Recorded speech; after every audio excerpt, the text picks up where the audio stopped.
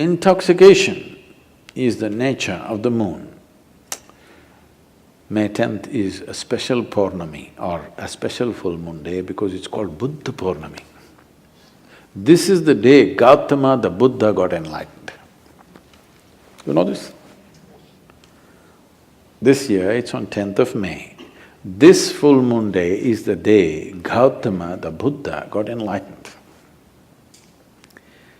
There are many aspects to his life.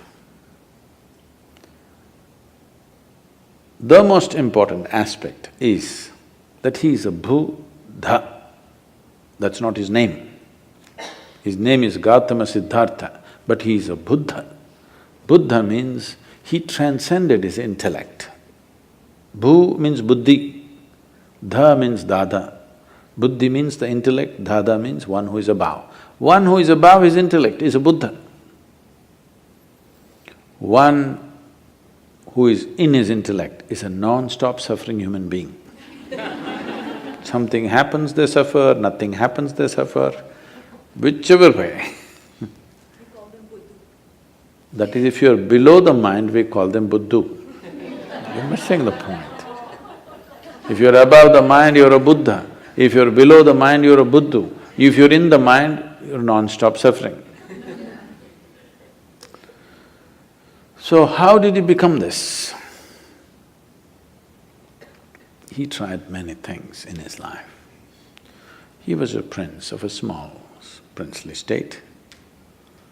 Because some yogi predicted that this will either become a great emperor or become a great sage. When he made this prediction, the father got little excited. He did not want him to become a great sage, he wanted to become a great emperor. So he decided he will not expose him to… because he thought by being exposed to some suffering or misery, he may turn into a sage. So he kept him in utter pleasure, the best of food, best of clothes, best of pleasures, everything. When he was 19 years of age, he got him married to a very pretty young woman, kept him in a palace secluded from the rest of the society where he lives in pleasure, never exposed to any kind of suffering. One day he thought he will just take a drive through the town. He asked his charioteer to take him across. So he was going, and then he saw a man who was old, was going like this. So he had never seen an old man in his life. His father had protected him from all this. He said, what happened to him? So the charioteer said, oh, he's just an old man. How does it happen? He asked. He said, everybody gets old someday. He looked at himself, he was a nice youth. What, me also? He said, yes, everybody gets old. They live long enough, they get old. This was a realization for him, I will become like this. Then he saw a man lying on the street who was ill with something, not able to get up, in great suffering. He said, stop, what is this guy? What's he doing? He said, oh, he's sick, unfortunately. What does that mean? He said, my body, sometimes it gets sick. It can happen to anybody, it can happen to just anybody. Me, a prince, it can happen to me, it can happen to anybody. Then he said, oh, I can become like this. Then they were going further, he was completely disturbed by this. Then he saw a funeral. They were carrying a dead body of a man. What happened to that guy? Oh, he just died, that's all. What does that mean? That happens to everybody without exception. Then he said, what am I doing? Just eating, pleasures, nonsense, what am I doing with myself? And he struggled, he went into turmoil within himself. this suddenly being a prince and these pleasures and all this palace suddenly broke apart for him, and he started looking, what is the point of all this? This is going to get old, this may get sick, for sure this will be dead. What am I investing my entire life in this? But by then he had an infant boy. He looked at his wife and his child, this loving wife and this lovely little baby. He could not leave. He struggled and struggled and struggled. By then, a little over 1.25 years passed. When the boy was 1.5 years of age, he could not hold it anymore. In the middle of the night, like a thief, without telling anybody, he slipped out of the palace and left for good. He went in search, I want to know the truth about this life. He went from school to school. These are times when different schools were established in India. At one point, there were over 1800 schools. I'm saying not just institutions, 1800 different ways of doing things, 1800 different varieties of yoga. Not the kind that you're seeing in California, somebody doing like this, somebody doing like this, really intricate expressions. It is like how the medical science is becoming today. 25 years ago, you wanted a medical checkup, all you needed was your family doctor. Today, for every part of your body, there is a doctor. A few years ago, I had a knee injury. I was playing soccer and I broke something in the knee. And I was all packed up and I was speaking. That's how I got into golf, because of this knee injury. Somebody told me, gifted me a golf kit and said, "Sadhguru, you're too old for any other game, you just play golf." So I was sitting there in Atlanta and talking, speaking at a place. Then I was in pain, I couldn't even move. So when this is over, when I was speaking, one person raised his hand, I thought he wants a question. But then he said, "Sadhguru, I would like to examine your knee after this is over, I'm a knee doctor." I said, "Come on, you're an orthopedic." So, "No, I'm a knee doctor." Then I said, "Right or left?" Which one are you? So specialization is going. A time will come probably in 50 years' time, if you want a medical checkup, you need 100 doctors to check you. By the time you get these 100 appointments, maybe you need an undertaker. Then it'll become ridiculous. Okay, you went to 3 doctors, all right. You went to 5 doctors, all right. If it becomes 50, 100 doctors for a medical checkup, it's become ridiculous, isn't it? This happened to yogic system. People started specializing in variety of small things. Each specialization has a whole thing by itself. Someone just came and told me they're a dentist, okay, I'm not speaking in any of this thing. For example, dentistry, just 32 teeth, all right? They study for 9 years, 32 teeth. 9 years of study, still they don't know everything about it. That's the nature of creation.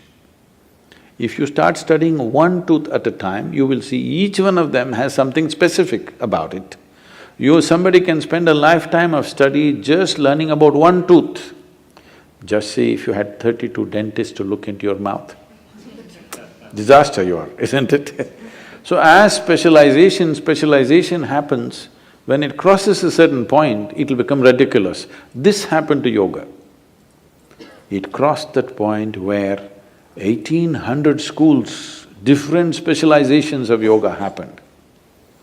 So that is when Patanjali came and kind of assimilated everything into Yoga Sutras to minimize this expanse that was growing endlessly. So when Gautama came, it was post-Patanjali, but Still there were many things. So he went from school to school. He pursued 8 different forms of samadhi.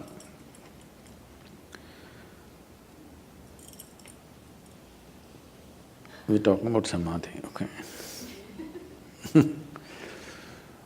He pursued 8 different forms of samadhi. He saw all of them were wonderful experiences, but still it did not liberate him. So in this condition, he was walking as a samana. There's a certain system of practice called as samanas. Their fundamental practice is this: they will never ask for food. You should not go in pursuit of food because they want to beat the fundamental instinct of survival. No matter what, you're always going in pursuit of food, please understand this. You may complicate it in so many ways, but fundamentally, you're talking so much about economy means you're just thinking about survival all the time, isn't it? Survival glorified, but still it is survival. So one fundamental sadhana for them is, you never pursue your instinct of survival. You simply keep going. So samanas used to just walk, never asking for food. But the culture was sensitive. If they saw a spiritual person walking, people will cook at home and run behind him and serve him wherever he is, because they know he will not ask for food. Today, if you become a samana, you will walk yourself to death. Those days, people were sensitive to his sadhana and responded. So there were thousands of samanas walking the country. So Gautama became a samana. And even if you are not asking for food, you will walk near a town. So the food will come. But Gautama took it too seriously and just walked. He became all bones. Just bones and a bag of skin, like that he became. Then he came to a place where there was a river called Niranjana. Unfortunately, that river is gone now, no more river. Just about 18 to 20 inches of water, maybe moving little rapidly. He stepped into it, halfway down into the river, he did not have the energy to cross. There was a tree branch, a dead branch, he just held on to it. He doesn't have the strength to take the next step, but he's not the kind of man to let go. He held on, we don't know for how long, people say for a very long time. Maybe it was 2 minutes. When you're feeling so weak, those 2 minutes might have looked like many years. Then as he hung on, he just realized, what is it that I'm striving for? What is it that I'm wandering the entire country, growing from school to school, learning this, learning that, what is it that I'm looking for? Then he realized, there's really nothing. This life is on. All I have to do is just take away the barriers which are not allowing me to experience this. When he realized that everything is within him, there's nowhere to search, suddenly he had the energy to take the next step and the next step. He crossed the river, came and sat down under that now very famous Bodhi tree, which has become more famous than the Buddha himself. A part of the tree, a remnant or a progeny of the tree still exists in Bodh Gaya. And he sat under the tree. It was this full moon night which is coming now, on 10th of May. He sat there and he sat there with this determination. Either I must see the ultimate nature of my existence now, or I will sit here and die. I will not open my eyes till I know this. Once he made that resolve, because the only problem is there is no resolve. Every 2 minutes, your intentions are changing.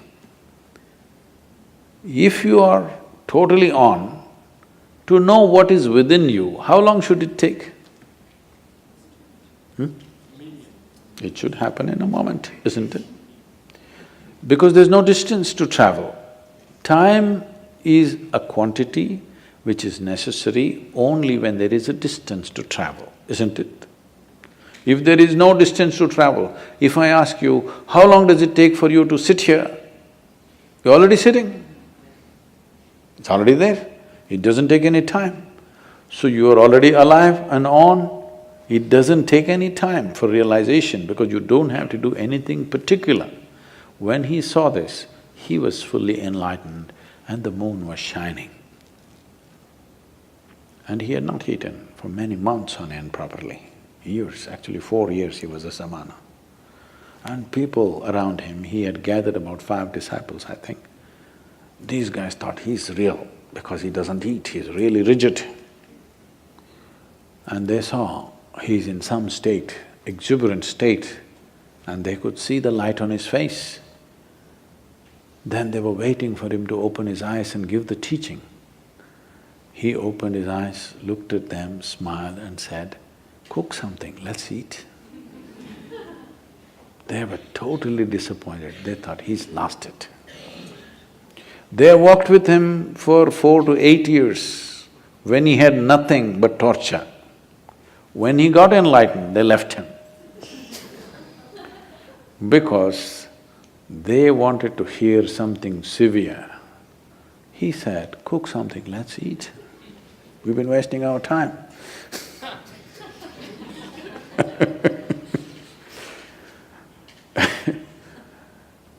There are many beautiful episodes in his life. When he one day walked upon the river bank after he has become a Buddha and went and sat down under a tree. Tree, not because tree is the best place to sit under, ants can get you. Because that was the only real estate of those times. There are no buildings and buildings and buildings everywhere. So tree was a good place, a pleasant place to sit under. Rather than sitting in harsh sun, you sit under a tree. An astrologer who was of great proficiency in his trade saw the footprint on the riverbank. He had come to… In India, people of this thing means… bath means always river. Those rivers are going away, I will tell you later. Bath means always river. So he came for a bath, the river, then he saw the footprint. There is a whole science, or rather observations, through which by looking at the way one's feet is, somebody predicts exactly what he will do. So he saw the footprint and then he saw that this is the footprint of an emperor, somebody who should rule the world. Then he wondered, why would such a person be in this remote place near a jungle? Then he followed the footprint, thinking he will meet an emperor. Then he saw this monk, Gautama, sitting under a tree. Then he looked at this, he thought either my astrology has gone all wrong, or I'm being fooled, or I'm in some kind of a hallucination. What's happening here? Then he went to Gautama and asked, "Who are you?" Gautama was in this kind of Jasjeet kind of state. He said, "I'm nobody. I am just a nobody. But you have the feet of an emperor. You should conquer the world." Gautama said, "That I will, but not by conquest." See, there are two ways you can have the world, either by conquest or by inclusion. Yes? I can make you yours, either by capturing you, chaining you and making you do what I want, or by including you as a part of myself. Yes? Both ways, something or somebody becomes yours, isn't it? But if you go by conquest, it will be a pain in your neck, always. If you include, this will become a great enhancement of life. He said, "I am the emperor of the world." But then he said, "You're a monk, you own nothing. I own nothing and I am a nobody. That is why everything is mine. Even mathematicians are trying to teach you the zero and the infinite are one and the same. So you becoming a no thing does not mean you're no use. You are a no thing means you have become all-inclusive, isn't it?